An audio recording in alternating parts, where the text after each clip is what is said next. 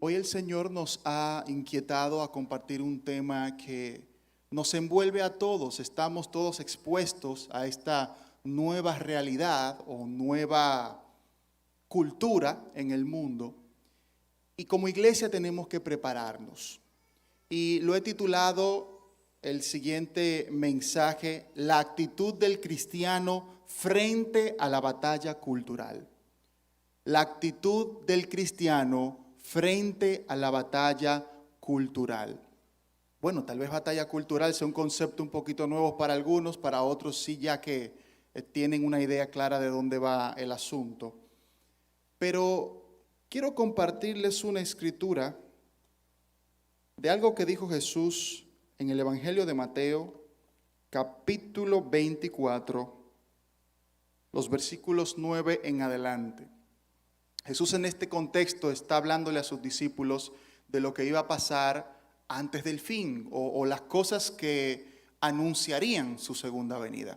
Luego de él hablar de que habrá guerras, rumores de guerras, enfermedades, pestes y demás, él dice lo siguiente en el versículo 9. Entonces os entregarán a tribulación, os matarán y seréis odiados por todos por causa de mi nombre. Muchos tropezarán entonces y se entregarán unos a otros y unos a otros se odiarán. Pero quiero conectar eso que dijo Jesús con 2 Timoteo capítulo 3, los versículos 1 al 4. Dice la palabra de Dios.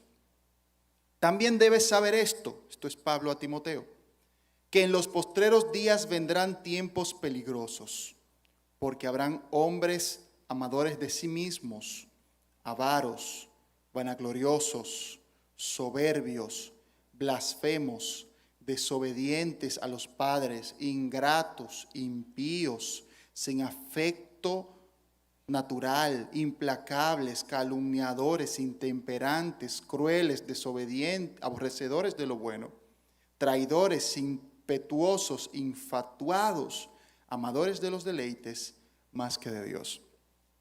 ¿Por qué hablar de esto? Según lo que Jesús ha dicho, según lo que nos dice la palabra de Dios, cada vez más vemos el cumplimiento, ¿verdad?, de las profecías dadas por el Señor.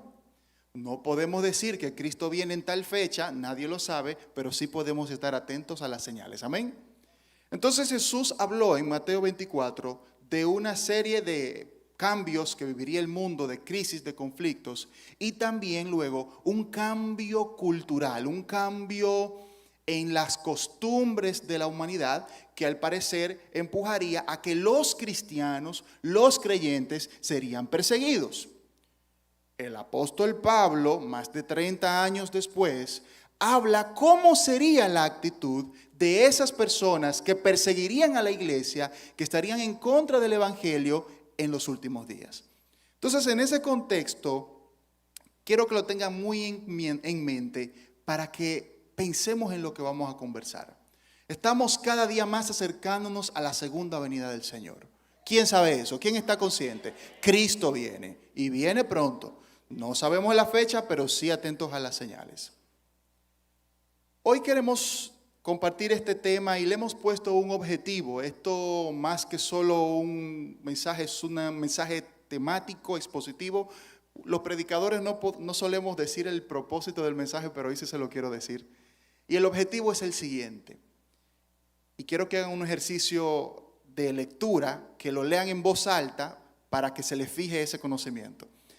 El objetivo es enseñar la realidad bíblica y espiritual detrás de la batalla cultural que se libra actualmente y qué debe hacer el cristiano frente a dicha batalla. Dos cosas puntuales: la realidad espiritual bíblica de la batalla cultural y qué actitud, qué debemos hacer nosotros ante ella. Veremos dos conceptos, dos temas específicos: la batalla cultural como tal y luego la ideología de género. Este tema es solo la primera parte de otros más que en su momento buscaremos el espacio para compartir. La batalla cultural. ¿Qué significa batalla cultural? Voy a tomar un concepto aquí de un cientista político, alguna persona que seguro ya muchos lo han visto. Se llama Agustín Laje. Es una teoría sobre la batalla cultural. Ha de posar su mirada sobre los cambios que se suceden, que se impulsan y que se resisten en la dimensión cultural de una sociedad.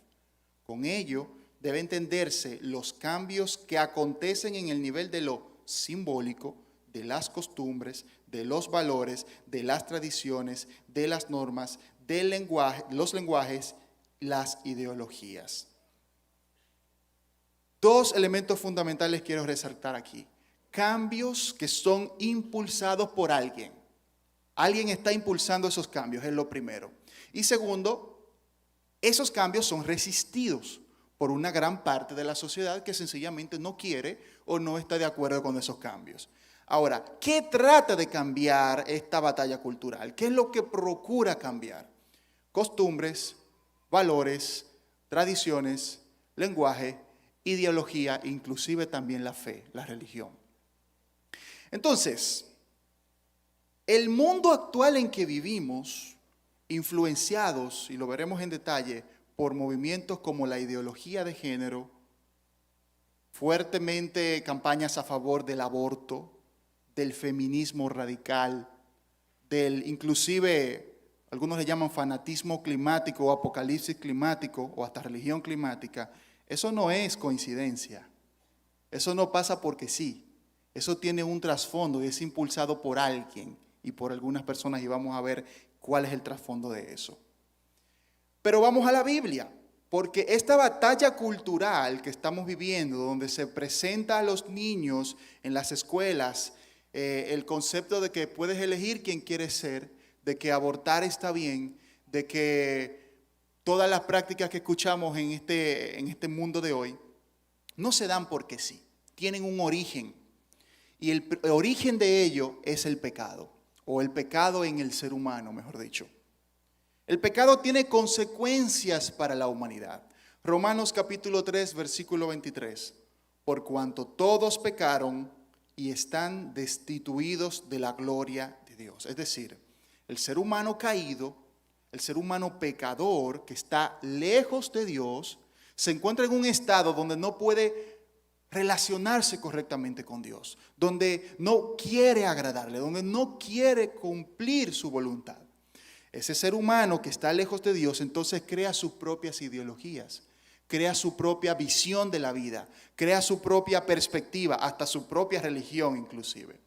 Y cada vez más se aleja de lo que dice la palabra de Dios. Romanos 6:23, porque la paga del pecado es muerte, mas la dádiva de Dios es vida eterna en Cristo Jesús, Señor nuestro. Es decir, esas personas o el ser humano, nosotros incluidos, que vivimos una vida pasada en el pecado, estábamos sufriendo las consecuencias de nuestros pecados y cada vez más nos envolvíamos en ello hasta que vino Cristo. ¿Amén? ¿Quién puede decir amén? Hasta que vino Cristo y nos sacó de ahí. Pero mientras vivíamos en esa esclavitud del pecado, nos parecía bien, nos parecía correcto, nos parecía que bueno, esa es mi vida, así soy yo, hasta que el Evangelio resplandeció sobre nosotros. Primera de Juan, capítulo 5, versículo 19. Sabemos que somos de Dios y el mundo entero está bajo el maligno. Y ahí vamos a profundizar más en breve. Entonces, hasta aquí, entender que el ser humano caído, el ser humano alejado de Cristo, vive en esa condición, cree que está bien, cree que es correcto, cree que sus ideologías, sus prácticas, su forma de ver la vida son las correctas. Pero lo que hay detrás es una separación de Dios y también una influencia del mismo Satanás, que vamos a ver qué nos dice la Biblia también en esto. Veamos ahora el trasfondo de esto. Y es que la batalla cultural que ahora estamos viviendo constantemente en las series de televisión, hasta en los anuncios que nos salen en todos los lados, que nos impulsan a aceptar las agendas ideológicas LGBT, feminista, de aborto, etcétera, póngale todo lo que usted ya está viendo, tiene un trasfondo espiritual. Y además de una ideología política, que lo es en una buena medida, o una agenda política, hay alguien que está detrás de los que hicieron esa agenda. Efesios capítulo 6, versículo 12.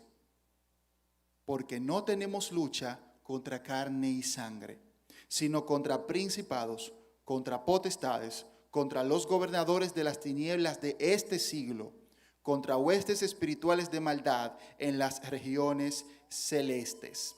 Y otra vez la cita que vimos de Primera de Juan. Entonces, ¿qué nos está diciendo el apóstol Pablo? Y cuando se lo dijo a la iglesia de Éfeso fue un contexto similar, para que entendieran que los conflictos que ellos iban a vivir o estaban viviendo no eran simplemente porque el emperador, el poder político de turno estaba en contra de la iglesia. Es que detrás de esa agenda había alguien, era Satanás mismo, que el Señor lo reprenda. Entonces, iglesia, debemos entender esto. Nuestros enemigos no son la comunidad LGBT. Nuestros enemigos no son las personas que propugnan la agenda del aborto, ni del feminismo radical, ni de cualquier otra índole. Nuestro enemigo no es carne, no es un ser humano, es el que está detrás de esa idea, de ese pensamiento, de esa ideología que lo que busca es alejar al ser humano del diseño de Dios. Amén.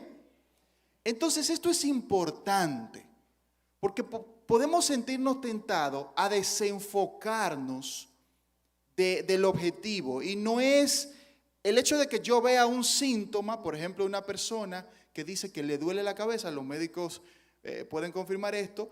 Una persona dice, me duele la cabeza. ¿Y qué tiene? Bueno, algunos dirán, tengo gripe, otros dirán, tengo migraña, otros dirán, bueno, me dio un golpe. O sea, el dolor de cabeza es el síntoma ¿de qué? De algo más, de alguna otra condición. El pecado que el ser humano manifiesta o la práctica pecaminosa es el síntoma. El problema es ese estado caído, esa depravación que hay en el ser humano que vive lejos de Dios. Entonces, unos vinimos a Cristo con un tipo de pecado y otros vienen a Cristo con otro. Algunos tenían atadura con el alcohol, la sexualidad, la mentira, el robo, no sé lo que fuera. Ahora hay otros pecados que están de moda en esta generación. Y por eso Cristo ama más o ama menos a una persona que practique cuál tipo de pecado. ¿O Dios va a rechazar más a una persona por el tipo de pecado que practique? ¿Qué dice la Biblia de eso? No, a los ojos de Dios pecado es pecado, desde una mentira hasta un asesinato. Y el mentiroso y el asesino, los dos van para el infierno. Entonces entender también que la condición de pecado del ser humano no es la que dice qué tanto Dios va a amar. Es decir, el tipo de pecado que practica la persona es redimible. Es decir, Dios puede redimir de cualquier tipo de pecado. Amén. Entonces entender eso también. Efesios capítulo 2, versículo 2 nos dice: y Él os dio vida a vosotros cuando estabais muertos en vuestros delitos y pecados, en los cuales anduvisteis en otro tiempo, siguiendo la corriente de este mundo, conforme al príncipe de la potestad del aire, el espíritu que ahora opera en los hijos de desobediencia. Una vez, hace un tiempo, no sé cuántos años fue en tu caso, pero todos fuimos hijos de desobediencia. Tú y yo vivimos lejos de Cristo, estábamos atados por el diablo en cualquier tipo de condición. Pero hoy que vinimos a Cristo nos damos cuenta de nuestro error. El ser humano que está sin Cristo vive a sí mismo, atado, esclavo. Es por eso que compra las agendas y las ideologías que el mismo Satanás le presenta. Es tan sencillo como eso. Entonces, comprender que el trasfondo de la batalla cultural que se está viviendo en este momento, en este tiempo y la que vendrá, que será mucho peor, no es de un origen meramente humano. Es el mismo enemigo haciendo su agenda en este mundo. Segunda Corintios capítulo 4, versículos 3 y 4. Pero si nuestro evangelio está aún encubierto, entre los que se pierden está encubierto, en los cuales el Dios de este siglo cegó el entendimiento de los incrédulos, para que no les resplandezca la luz del evangelio de la gloria de Cristo, el cual es la imagen de Dios. Fíjese que ahí dice el Dios de este siglo con D minúscula. No está hablando de Dios, nuestro Dios, sino de este mundo caído, de esta cultura caída, de esta cultura o estado de cosas depravado sin Cristo. Ese es Satanás. Entonces, el ser humano que no tiene a Cristo tiene el entendimiento cegado. Ojo con esto. ¿Qué significa? La capacidad de comprender comprender y obedecer lo que agrada a Dios. Porque tal vez uno sabe lo que es bueno y malo, la conciencia nos lo dice, pero la capacidad, la necesidad de tengo que obedecer la palabra de Dios, quiero hacerlo, eso el ser humano caído, atado por Satanás, lamentablemente no tiene ese deseo de agradar a Dios. Tiene que venir el Espíritu Santo y convencernos de pecado, de chocarnos con una pared. Y uno dice, pero ¿qué estoy haciendo? ¿Hacia dónde va mi vida? ¿Qué rumbo lleva mi vida? Entonces digo todo esto, este trasfondo espiritual de la batalla cultural, para ahora sí entrar en materia sobre el concepto y el contenido de la ideología de género. Ideología de género, ¿qué dice el mundo? ¿Qué dice la sociedad? ¿Qué dicen las personas que defienden esta agenda? Un autor, está aquí sus datos, la ideología de género es entendida como el nuevo método de explicar la realidad y rechaza, en primer lugar, la índole de la variedad sexual binaria varón-mujer. Vamos a traducir esto. Nosotros nacimos con dos sexos, masculino, femenino, pero la ideología de género, ¿qué hace? Desarraiga. Dice, tú naciste con esta genitalidad, pero tú no tienes que ser un varón. O sea, tú no tienes que ser un rol masculino si tú no quieres. Si tú quieres, tú puedes ser lo que tú quieras. No hay límite. N posibilidades. Entonces, ¿qué está haciendo? Transformando, fíjense del concepto que vimos ahorita, transformando los valores, la cultura, las tradiciones y la interpretación científica y hasta lógica de la biología humana. ¿Por qué? Porque tiene una agenda, es cambiar la forma de pensar del ser humano. Pero el mismo autor que presenté hace un rato, anteriormente, el señor Agustín Laje, él es cientista político, pero él es católico practicante. Es cristiano, católico, pero con principios bíblicos muy, muy firmes. Por eso que va a presentar este tipo de conceptos. Y quiero que pongan atención a esto, porque esta es una definición de ideología de género de alguien que la combate, de alguien que está en contra. Ya vimos cómo la ve, quién la defiende. Ahora vamos a ver quién la combate. La ideología de género son ideas anticientíficas que con fines políticos autoritarios desarraiga de la sexualidad humana su naturaleza y tiende a explicarla exclusivamente a partir de la cultura. Así, nuestra realidad sexual como hombres o mujeres sería una mera construcción social, anulando nuestras determinaciones naturales. Luego, si somos meras construcciones de la sociedad, podemos ser deconstruidos, para así ser voluntariamente, tanto individualmente o colectivamente, lo que querramos ser. Es decir, lo que tú eres, tu identidad como hombre, como mujer, es sencillamente el producto de que te criaron así en tu casa, de que así te educaron en la escuela, de que el ambiente en que creciste te formó así. Entonces, como fue la cultura, si tú quieres cambiar, sencillamente tienes que cambiar esa imagen externa que tú das. Ir como en contra de todo lo que la cultura te ha impuesto. Eso dice la ideología de género. Eso es lo que pretende. Y es tan peligroso porque hay casos, hay países donde hay un hombre, por ejemplo, como de más de 65 años, decía autopercibirse como una niña de 5 años. Y tuvieron que inscribirlo en una escuela. Así mismo, en una escuela de niños de preescolar. No recuerdo el país, pero fue un país europeo. Tuvieron que inscribirlo así. Otro decía sentirse o identificarse como un perro. Y le tenían que tratar como un perro. Pero les voy a decir algo más. Aquí mismo, en nuestra iglesia, hubo un joven nuestro que me contacta un día, pastor, tengo una situación, porque en la universidad hay una compañera que quiere que la llamen como él, cuando se hablen públicamente. ¿Cómo lo hago? ¿Cómo ¿Cómo me dirijo a esa compañera? Tengo que decirle compañero o compañera. Es un tema, con compañere, o ella, o con la E, como sea. ¿Cómo lidio con esta situación? Entonces son cosas que están alrededor nuestro, no las podemos ignorar, sin importar la edad. Tal vez los jóvenes están un poquito más envueltos porque hay una generación más joven que es más susceptible a esto, pero todos en una u otra manera nos enfrentamos a esto. ¿Amén? ¿Amén? Entonces vimos que el origen último de estas ideologías que propugna la sociedad actual caída, sin Cristo, tiene un origen espiritual y se debe a su condición de pecado y a la influencia de Satanás en ellos. Pero hay otro tipo de origen, ahora el origen humano de estas ideologías.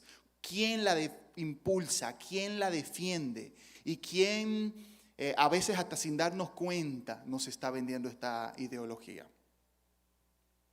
La ONU tiene un papel importante ahí, para quienes no lo sabían. Y los que no lo sabían hoy van a aprender este dato. No es conspiración, es algo meramente comprobable.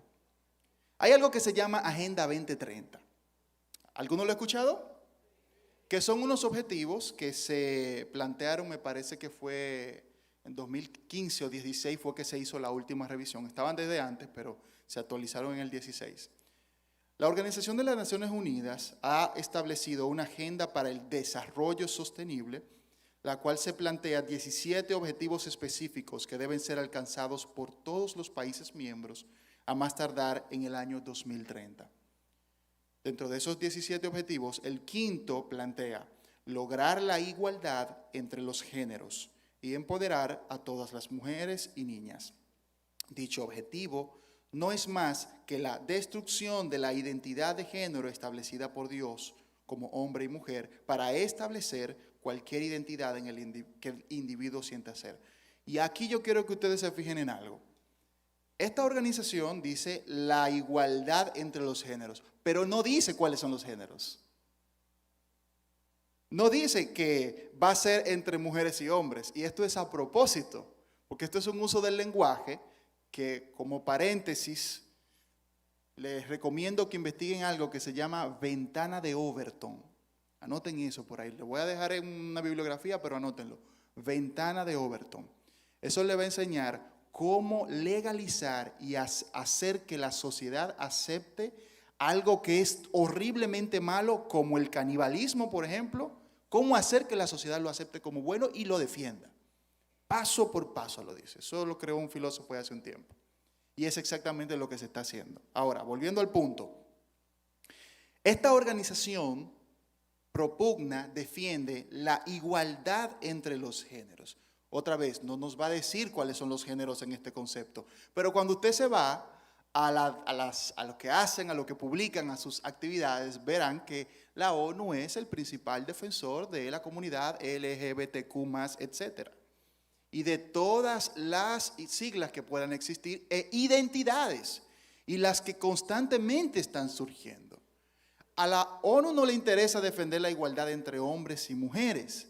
Le interesa que todos los géneros que la cultura actual está creando se vean representados. Y eso para ellos, según ellos, está bien.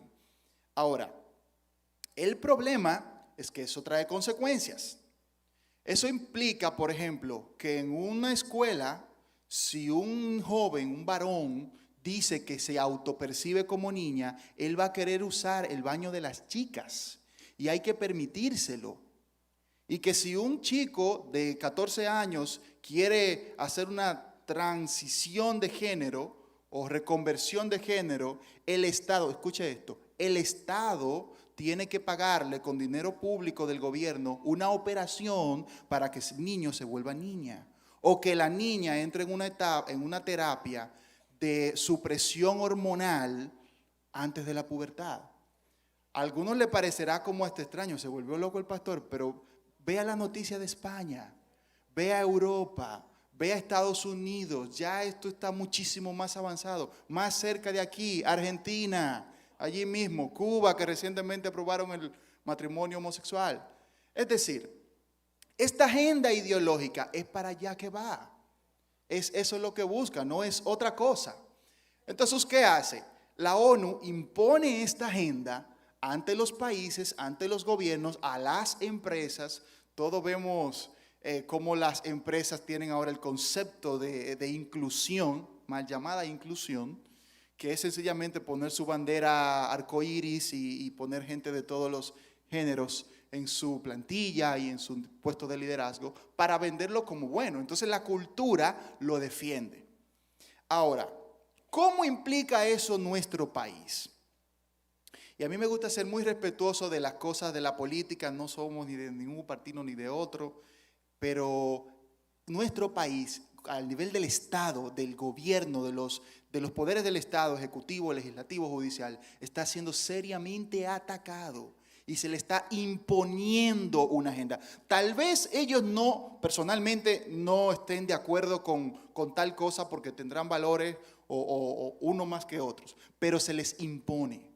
Y el poder político internacional les ha impuesto esta agenda. Por ejemplo, un titular del periódico NCDN o N.com del 30 de septiembre del 2022. Presidente Abinader asegura gobierno avanza en construcción de sociedad de equidad de género. Yo no sé si el presidente está consciente de lo que está diciendo o si lo asesoraron cuando dijo, pero ahí él no está hablando de igualdad entre hombre y mujer. Él está defendiendo la agenda que se le ha impuesto. Defendiendo la agenda de género que le dijeron, esta es la que usted tiene que defender, si usted quiere que le demos los préstamos, si usted quiere que el FMI le financie, si usted quiere ser parte de las instituciones que tienen el desarrollo. Esto es lo que hay. Segundo titular del 31 de marzo. Presupuesto del 2023, es decir, del año que viene, contempla casi 8,000 millones en políticas de equidad de género en República Dominicana. 8,000 millones de pesos. ¿Cómo cuántos hospitales y escuelas se construirían con ese dinero? Inclusive estaba viendo otros titulares que a los jueces se les va a enseñar, o ya se empezó, no estoy seguro, a hacer procesos o evaluaciones judiciales con perspectiva de género. Y toda esa agenda va a ser impulsada en los diferentes niveles del Estado. Entonces, ¿nuestro país se escapa? No, hermanos, no se escapa. Eso lo estamos viviendo y le tengo una mala noticia. Eso no va a desaparecer. Al contrario, se va a poner peor. No se asuste, pero prepárese, porque el mundo va para allá. Y aquí yo quiero conectar otra vez con lo que dijo Jesús. Que esto esté pasando, que la cultura esté dando estos cambios, o mejor dicho, que el mundo caído vaya hacia esa dirección, a mí no me sorprende, hermano, porque yo leo la Biblia. A usted tampoco le debe sorprender, porque hace más de 2000 años nuestro Señor lo profetizó.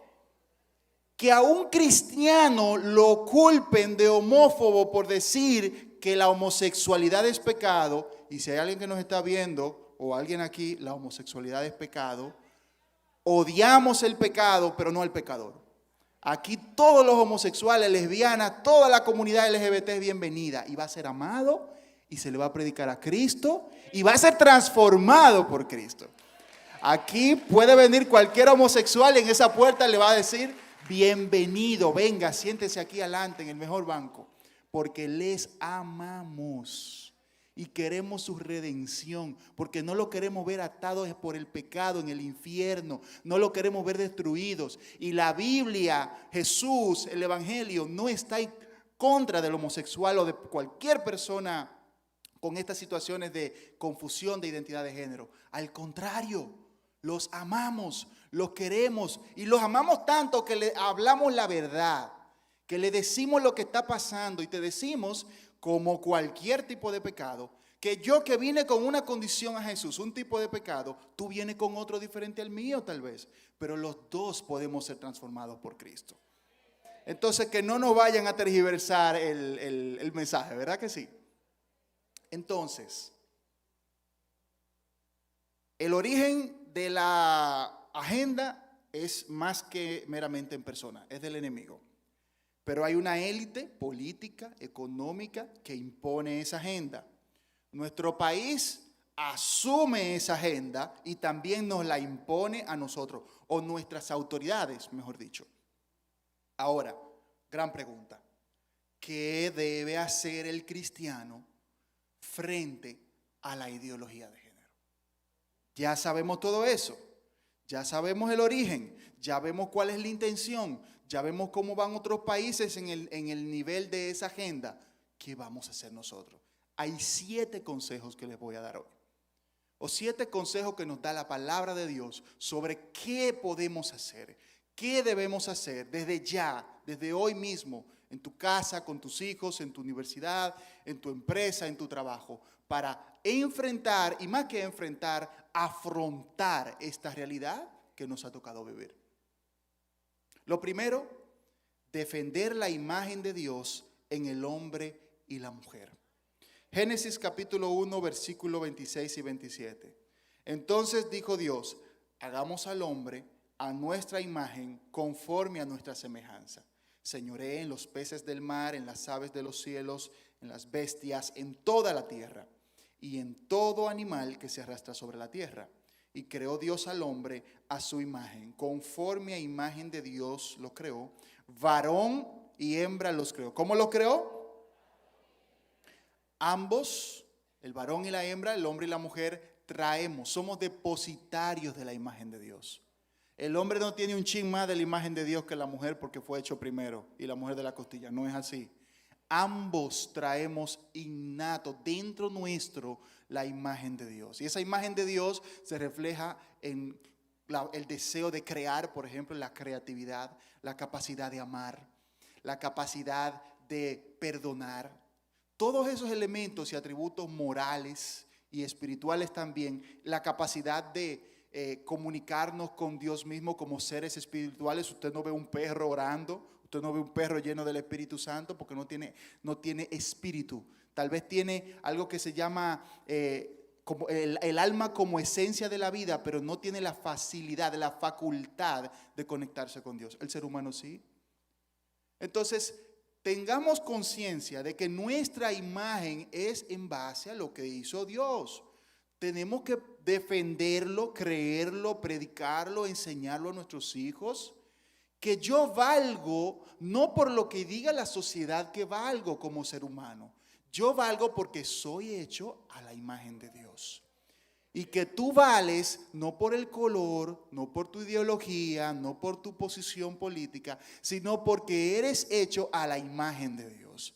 Incluso si estás en un estado pecaminoso, si estás lejos de Jesús, sigues siendo valioso y valiosa porque eres hecho a imagen de Dios. Entonces, defender esa imagen de Dios en el ser humano.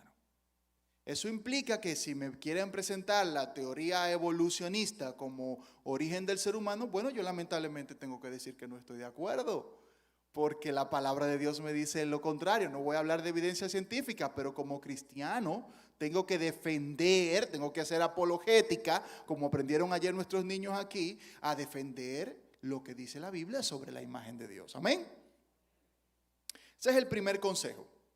El segundo consejo nos dice mostrar que la identidad sexual y de género del ser humano están claramente definidas por Dios en su palabra.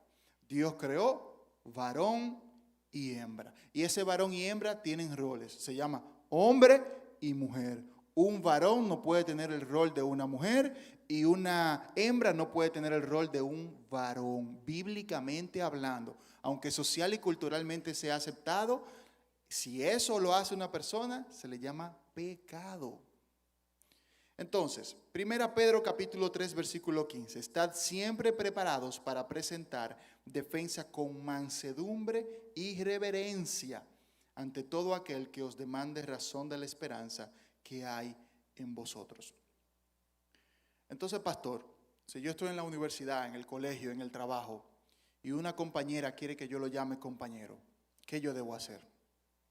Bueno, tú naciste ¿como un hombre o como una mujer? Bueno, como una mujer. ¿Cuáles son tus genitales? Los de una mujer. Bueno, pues entonces biológicamente y objetivamente tú eres una mujer. Que tú te quieras autopercibir como otra cosa, esa es tu decisión. Pero yo no tengo por qué apoyar tu decisión si llegamos a conclusiones diferentes. Lo que tú interpretas es que tú eres un varón, pero lo que tu cuerpo y tu ADN inclusive dice es que tú eres una mujer. Entonces hay dos posibilidades. O tú estás equivocada o no has comprendido lo que significa realmente la identidad. Cuando tú fallezcas, en 50 años, en 100 años que busquen tu cadáver, por más operaciones que te hayas hecho, va a decir si eras un hombre o eras una mujer. El ADN no miente. Entonces, hay que defender eso. No podemos no podemos dejar de lado los maravillosos avances que nos ha dado la ciencia, que refuerzan el mensaje de la palabra de Dios. Entonces, como cristiano, uno tiene que defender lo que dice la Biblia, defender el sentido común inclusive, defender lo que la ciencia afirma a favor de la palabra de Dios, porque no somos nosotros que decimos que el hombre tiene, ¿cuáles son los cromosomas del varón? ¿X qué? XY, y la de la mujer XX, ¿verdad? No fue la Biblia que lo dice, es la ciencia. Entonces, ¿qué hacemos? ¿Quemamos los libros de ciencia? No, ya está ahí. Entonces, saber que hay que tener una postura de defensa. Pero ojo, me encanta lo que dice la palabra, con mansedumbre y reverencia. ¿Por qué? Porque mi enemigo no es el homosexual, no es la lesbiana, no es la persona que tiene la confusión de género, de su identidad. Es quien está detrás de esa agenda. Es por eso que yo no, y el Señor trató eso conmigo una vez, y lo cuento como testimonio.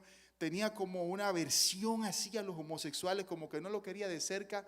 Y un día creo que esto lo he contado en algún momento, iba saliendo de predicar de una iglesia. Yo vivía en la zona oriental ese tiempo, antes de casarme. Iba por la San Vicente, iban como las 10 de la noche, salí tarde de un culto, y voy como tarareando una canción. Y había un transexual o travesti, una persona travestido, en un rinconcito, y yo pasé y como que lo ignoré. Me hice como el que no lo vi. Y me volteó y me dijo, ¿y tú no me vas a decir que Dios me bendiga? Así me dijo. Cuando ese hombre me dijo eso, yo me quedé frío. Pero no porque no lo viera, es porque me sentí reprendido de parte de Dios. Porque yo como que tenía mi prejuicio y lo estaba como por ignorar. Entonces, ahí tengo que decir, dije una mentira. Le dije, fue que no te vi. Pero me acerqué a él y oré con él. Hablamos, duramos como unos 10 minutos hablando. Él me dijo que era cristiano hace un tiempo, que su abuela lo llevó al Señor, pero que se alejó de Cristo, que quería buscar a Dios, que quería salir de esa vida. Y le prediqué, le indiqué una iglesia donde podría congregarse. Y cuando yo llegué a mi casa, lo único que yo pude hacer fue ponerme a llorar y a pedirle perdón al Señor. Porque los prejuicios que yo traía me estaban haciendo rechazar a una persona por la cual Cristo dio su vida. Y que estaba profundamente necesitado de Jesús. Y yo con mis prejuicios, tal vez mi temor, que es normal en cierta medida, pero como cristianos, hermanos, somos luz, somos sal, eso no nos luce a nosotros. Si hay alguien que no le lucen los prejuicios contra las personas con confusión en su identidad de género, es a nosotros, porque somos los representantes de Cristo aquí en esta tierra. Y si fuera Jesús que estuviera aquí en este mundo, Jesús estaría rodeado de esa gente, buscándolos, alcanzando a cada persona sin importar la condición de pecado que tuviera, porque Él lo que quiere es salvarlos. Jesús dijo, yo vine a buscar a los enfermos, los que tienen necesidad de médico, y no a los sanos.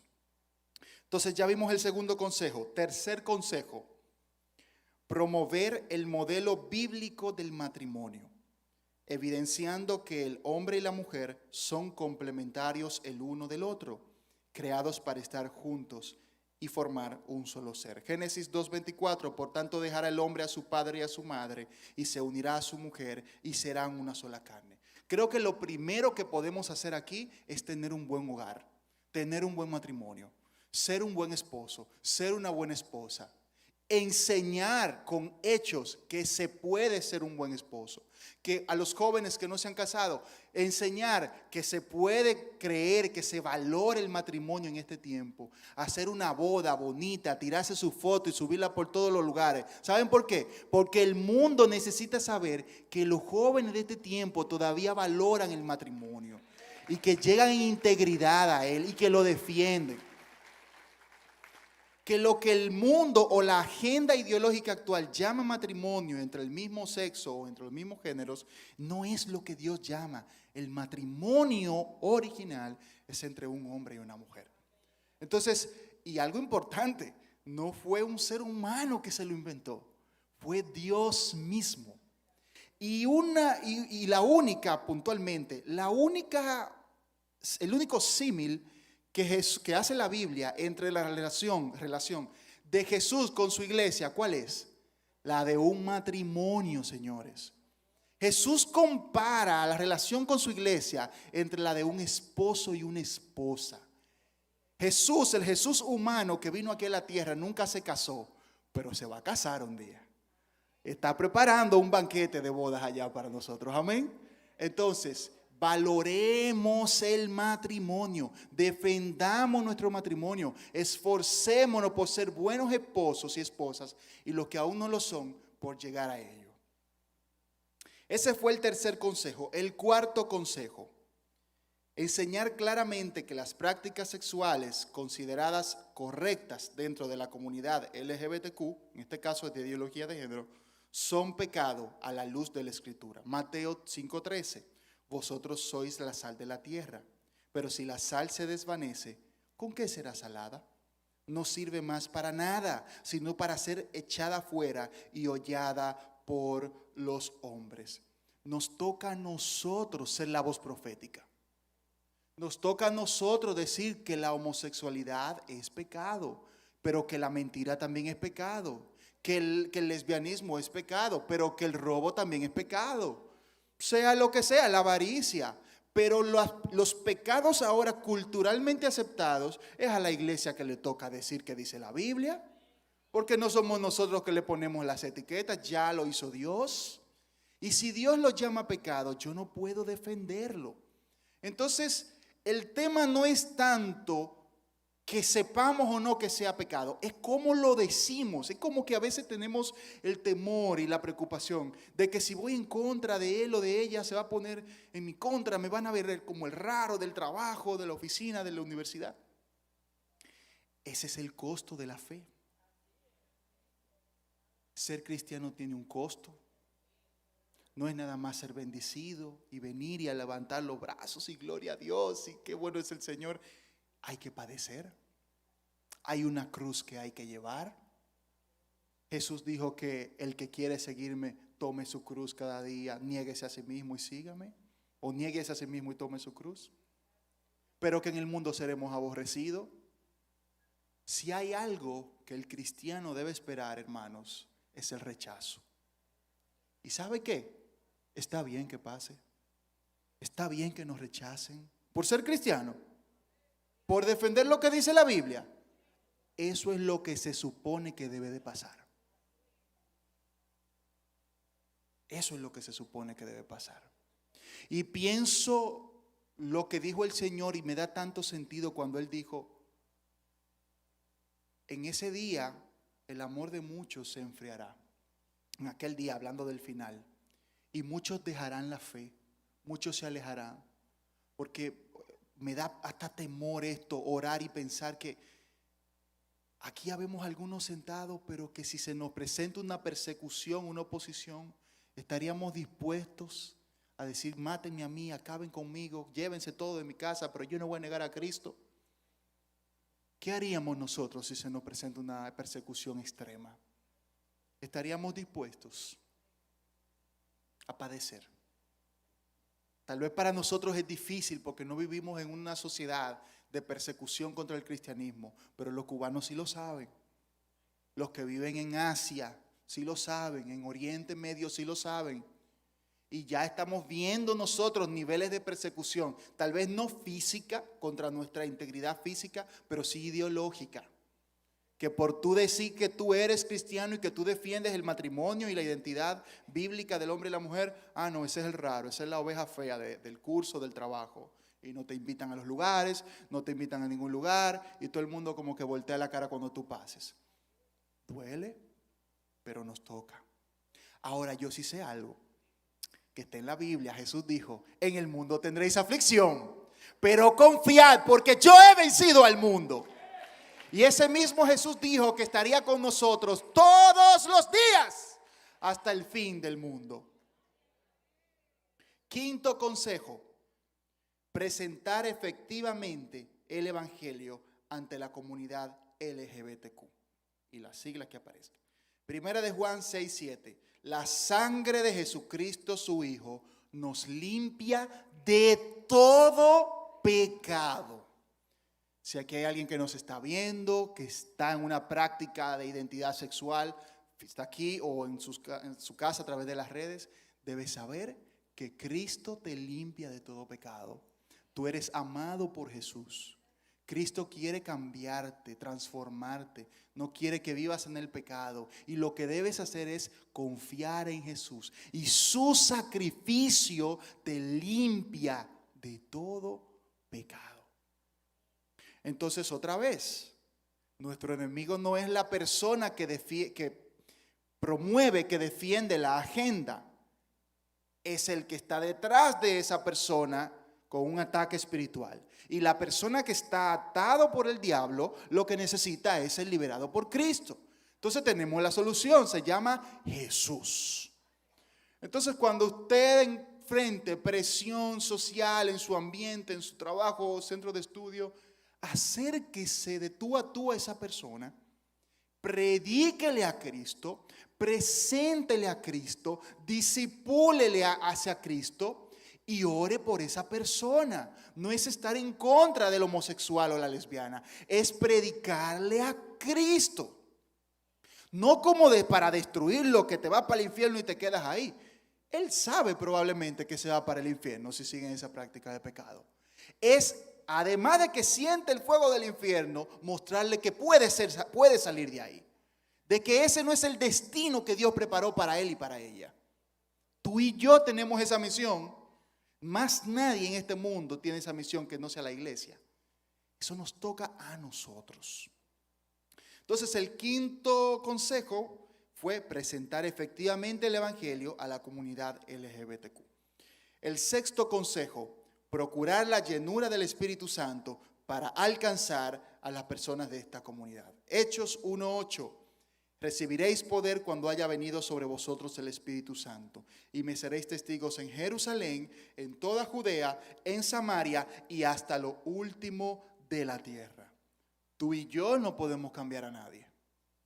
No hay terapia psiquiátrica, lamentablemente. Si fuera así, con ir a un psicólogo o a un psiquiatra, con un medicamento se corrigiera la confusión de género o disforia de género.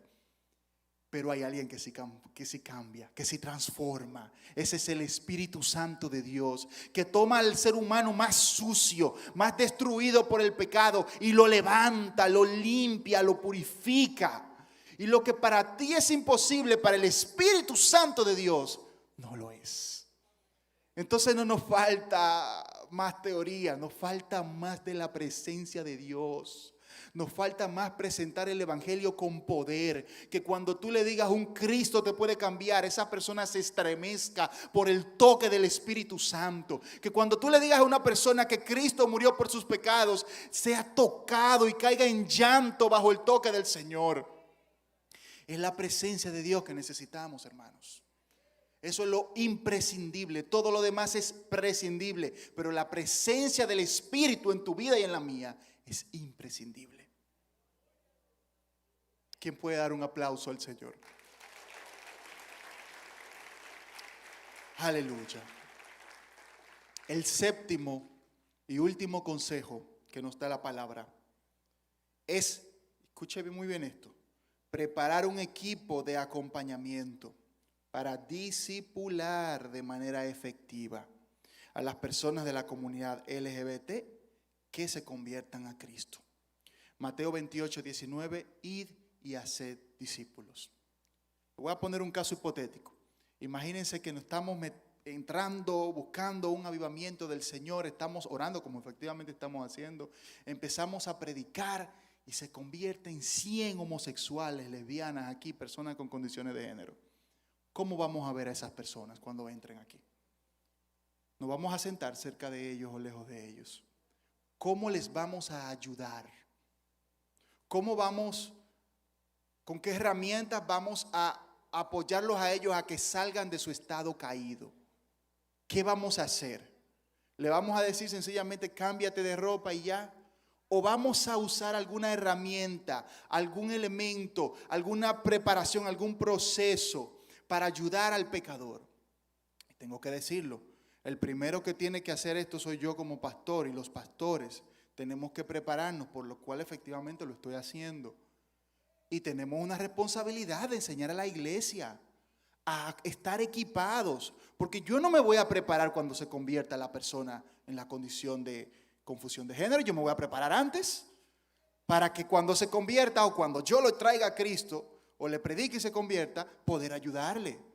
Entonces, iglesia, si somos sal y somos luz y estamos llamados a ser discípulos, hay que entender qué necesidad tiene la gente de esta generación. ¿Cuál es el tipo de pecado que está destruyendo a esta generación? Y cómo yo puedo ayudar a que la gente sea libre de esa atadura.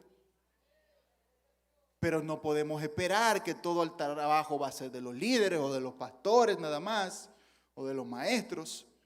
Nosotros tenemos una parte. Tenemos que capacitarnos, tenemos que prepararnos. Y con los jóvenes estamos preparando un espacio para el año que viene, luego le daremos detalles para capacitarnos en este sentido. Y busque la manera, hay libros que les pueden servir, inclusive le voy a compartir al final una bibliografía de este estudio, pero hay libros que nos enseñan cómo ayudar a una persona atada en la homosexualidad, cómo puede ser libre. Las experiencias de otros que han pasado por ahí también. ¿Por qué? Porque el mundo lo necesita y somos tú y yo los que estamos llamados a darle respuesta en Cristo Jesús. Entonces, ya concluyendo, vimos el trasfondo de esta batalla cultural. Vimos que la batalla cultural, más que solamente la manifestación en la cultura, tiene un origen espiritual. Es una agenda satánica que lleva al mundo hacia allá. Pero también vimos que la Biblia tiene la respuesta para el ser humano confundido en su ideología de género. Y es el deber de la iglesia decirle al mundo que Cristo es la respuesta. Quiero pedirle al pianista.